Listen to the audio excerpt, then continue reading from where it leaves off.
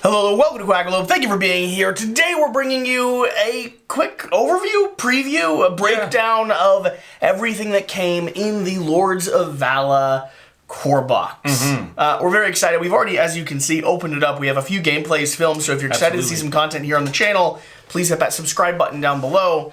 And one of the reasons why we wanted to highlight and show this off is because Draco Studios actually has another active Kickstarter running in the Dragonbond or the Lords of Vala universe. Right. They have a comic book. A comic book, yeah.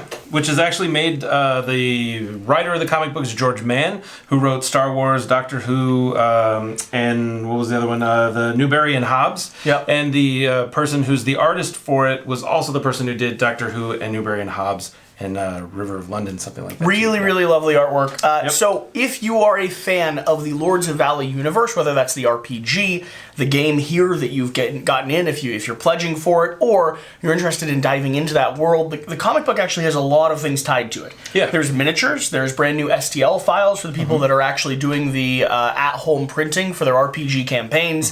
Has the full story, the rise of a necromancer who's deciding between two competing factions. Yes, from Itzia. And then on top of that, it has some cool dice, some RPG integrations, some one-shot scenarios that you can play. Yeah. A lot of cool things. So follow the link down below if you want to swing over there and check that out. But let's talk about Lords of Vala. So the core box we got in. Yes. Came with 4 fantastic miniatures. Yeah, 2 dragons, 2 generals. Giant board. And of course, all of the cards and units that we need to actually run the game itself. And your board is double-sided, so you can choose either side that you want to play on. So, what is Dragonbond? We're a few games deep now. Yeah, so I would describe it as a programming game with a very interesting twist, because it is... It's like programming area control in a really neat way. Yeah, yeah, exactly. It's programming area control. You're thinking about all the actions that you're going to do, and you're hopeful that everything that you've planned out is going to go the way that it works. That has never happened so far, right, Jesse? I don't think we've once. I'm not sure that we've had everything go perfectly. But the great plan about it is... I've had some things accidentally go good. Oh, yeah, definitely. I've had that happen once or twice. More often it goes the other direction, but it's still very entertaining. And then the other aspect of it is this is a game that you play as a solo game for yourself. Like you play with 4 total characters, but you're playing all by yourself to win, and you're going to hopefully take over the whole thing until you don't. Until you're not. Somebody tries to bond with you, and then you have that choice. The concept here is that dragons and generals can actually unify together to make their win condition one solid sight. Exactly. So we've had some games where one dragon was doing really well. Really well. And the generals thought, oh, well, this would be a really good time to hunt that dragon down and try to become friends. Force it to bond with us. Which changes the nature of this game. It could be a solo adventure puzzle, a little bit of area control, some really nice, like you said, programming built into it. Absolutely. But then on top of that, it then turns into, at some point, a helter-skelter race for victory. Yes. Just deciding and trying to grab on to whoever you can. And if you have, let's say, less than 4 players, and you have some AI characters in there, can also turn into a, let's throw the person you don't want to bond with in front of the other player. Exactly, which is, you can force them to bond with the AI player who isn't maybe going to win the game, probably. So, Sheer and I played the prototype version of this about a year and a half ago. Sure. When it first launched on Kickstarter. It was one that had stuck in my mind since then that I was excited to get back to the table. And I have to say, the miniatures and the production here are really nice, especially since we were just working with resins. I really like the colors that they've set down into them. I agree. It helps fill out the board. But one of the things that I've always loved from that prototype edition, which has remained consistent, is all of our cool different characters and abilities, and the fact that you can upgrade your general's tableau with them. So the dragons have their own unique abilities that are tied to each dragon, but this set here allows you to take from any one region on the board a certain type of armor or warrior if you have control there. Right. You're recruiting the local population.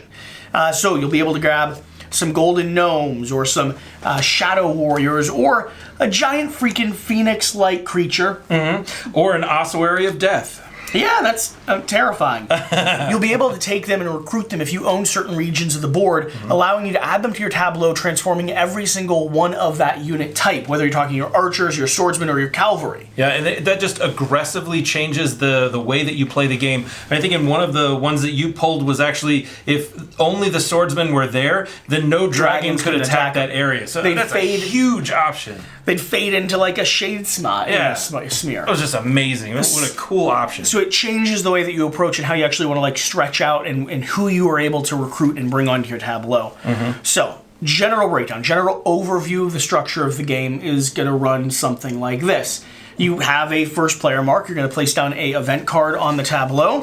That event card is going to do one of many things. It might spawn more victory points or more Vala out there on the board. It might give you the option to take a extra additional action. Might cause some damage in certain regions potentially. Or spawn some unaffiliated factions that you have to deal with. Also very This one, for instance, says a year of Vala. In turn order, each player may take 1 point token or 1 Vala action, sorry. The player with the initiative token starts. So you get a free extra action.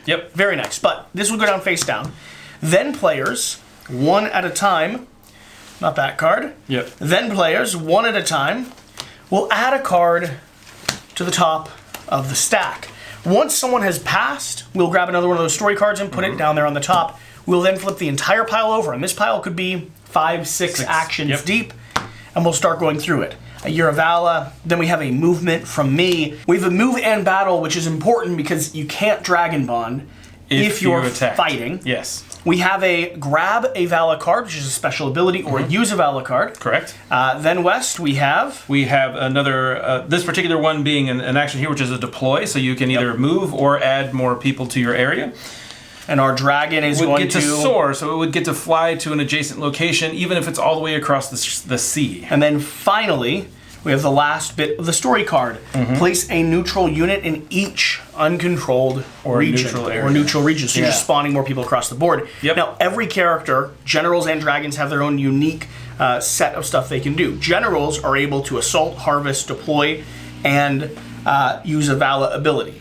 Whereas dragons will have the ability to attack via wrath, use the horde mechanism, so they'll grab the power, they have soar, moving from one place to another, and they could also grab Vala cards as well. So the core differences here is that assault is going to be using military factions and positioning them around the board, whereas with the dragons, you're kind of your own giant force. Yeah, and the dragons are mighty in and of themselves. I mean, Magnifex gets to roll 5 dice right at the very beginning, whereas the general by himself would really only get to roll 2 dice. So it's a little rough. You absolutely need a few of your troops around you to do well.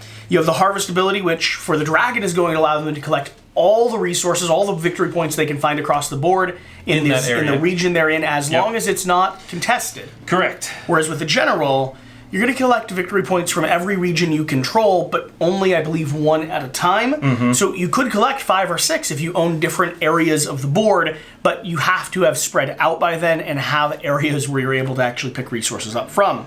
Deploy. Deploy for the generals is going to let us put out a few new units or potentially move those units from one area to another area. Now, this is not combat, which means this could be a way to seduce your neighbors. Absolutely. But with the dragons... With the dragons, you're soaring, and you could literally go from anywhere on the board to the other area on the board, focused specifically on trying to get to more powered areas. And now finally with the Vala cards, different factions might have different Vala cards, but the core difference is for the dragons and the generals are going to have Vala cards that are special abilities that focus on troop movement, positioning, continuing to spread across the board, giving you more and extra troop actions, whereas the dragons... Vengeance, my son, vengeance! It's about healing, basically, or vengeance, doing wrathful amounts of damage descending upon everywhere. anyone who has wronged you and ripping their head off. It's awesome. And their entrails as well. Very much so, yes. So that's the core breakdown of this. Now, there is a lot of cool stuff on the way. West, for the second wave or the full Kickstarter pledge with the expansions. Yeah. What's the nonsense that we have coming? So there's additional miniatures. So each of the cavalry, the denizen fighters and whatnot, they'll all have their own miniatures. I believe you backed all in with all that stuff coming? Definitely, yes. I this is a game that I 100% want to have at my house, not just part of the Quackalope It's your style of area. game. Oh, this is a fabulous game. Yeah. I've really enjoyed playing it.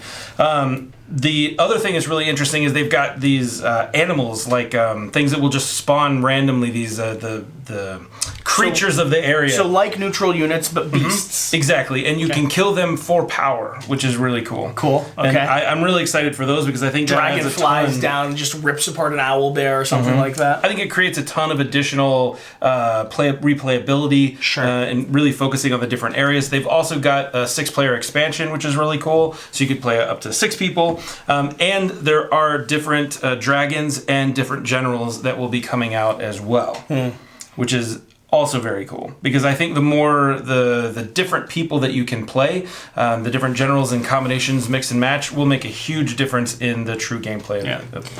So we're very excited to have Lords of Valor in. We'll have some gameplay coming out soon. I wanted to highlight and let you all know that if you are a fan of this world and series already, there's a Kickstarter actively running with comic book and RPG affiliated merchandise. And I think it's only 3 days left, so you really, not too much want time to get out there. And then if you're not familiar with this world, this game's really cool. Hopefully you'll be able to get your hands or have a friend who's getting a pledge, and you can sit down and you can give it a playthrough, because it's definitely one worth trying out. Oh, for it sure. does something different from it does. I think any other game I have in my collection. Yeah, you know what? When you're thinking about games that are in your collection, you always want something that fills a need or is just different enough that it keeps it there on your shelf. This is 100%. It's very different.